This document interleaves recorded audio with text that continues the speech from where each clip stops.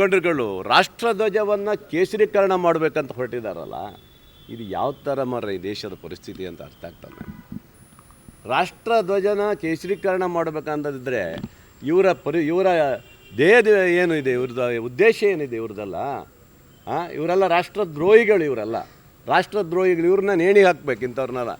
ಯಾವ ರಾಷ್ಟ್ರಧ್ವಜವನ್ನು ಚೇಂಜ್ ಮಾಡಬೇಕಂತ ಹೇಳಿದ್ದಾರೆ ಅಂಥವ್ರನ್ನೆಲ್ಲ ಸಂವಿಧಾನ ಮತ್ತು ರಾಷ್ಟ್ರಧ್ವಜವನ್ನು ಚೇಂಜ್ ಮಾಡ್ಬೇಕಂತ ಏನು ಹೇಳ್ತಾರೆ ಅಂಥವರಿಗೆಲ್ಲ ನೇಣುಗಂಬಕ್ಕೆ ಏರಿಸ್ಬೇಕು ಅನ್ನೋದು ನನ್ನ ಒಂದು ಇದು. ಯಾಕಂದರೆ ಇಂಥ ಪವಿತ್ರವಾದಂಥ ನಮ್ಮ ರಾಷ್ಟ್ರಧ್ವಜವನ್ನು ಚೇಂಜ್ ಮಾಡಬೇಕು ಅನ್ನೋ ಹೇಳೋ BJPಯವರು ಯಾರು ಮಾತಾಡೋದು ಅದರ ಬಗ್ಗೆ. ಒಂದಿಷ್ಟು ಜನ ಸಂವಿಧಾನದ ಬಗ್ಗೆ ಮಾತಾಡಿ ಒಂದಿಷ್ಟು ಜನ ಹೋದರು.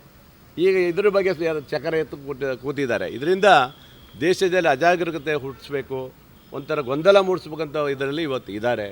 ಇದು ನಿಜವಾಗಲೂ ಖಂಡನೆ, ಇದಂತೂ ಉಗ್ರವಾದಂಥ ಖಂಡನೆ. ನಾನು ಖಂಡನೆ ಮಾಡ್ತಾಯಿದ್ದೆ.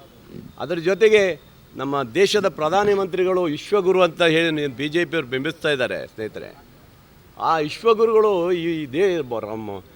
ಇದರಲ್ಲಿ ಅಂಥ ಹೊರದೇಶಗಳಲ್ಲಿ ಇವತ್ತು ಏನು ಯುದ್ಧ ನಡೀತಾ ಇದೆ, ಆ ಯುದ್ಧ ಸಮಯದಲ್ಲಿ ಏನೂ ಒಂದು ಸ್ವಲ್ಪನೂ ಚಕ್ರ ಎತ್ತ ಇಲ್ಲಪ್ಪ. ವಿಶ್ವಗುರುಗಳು ಯಾಕೋ ಸೈಲೆಂಟ್ ಆಗಿಬಿಟ್ಟಿದ್ದಾರೆ.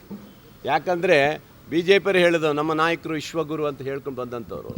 ಇವತ್ತು ಇರಾನ್ ಮತ್ತು ಪ್ಯಾರಿಸ್ ಇವತ್ತು ಏನು ಇಸ್ರೇಲು ಇವತ್ತು ಯುದ್ಧ ನಡೀತಾ ಇದೆ, ಇವತ್ತಿಗೂ ಬಾಯಿ ಬಿಡದೇ ಅದನ್ನು ಹಾಗೆ ಯುದ್ಧ ನಡೆಸ್ಕೊಂಡು ಹೋಗುವಂಥ ಪರಿಸ್ಥಿತಿ ತಂದಿದ್ದಾರೆ. ಅಂದರೆ ನಿಜವಾಗಲೂ ಇದು ಯಾಕೋ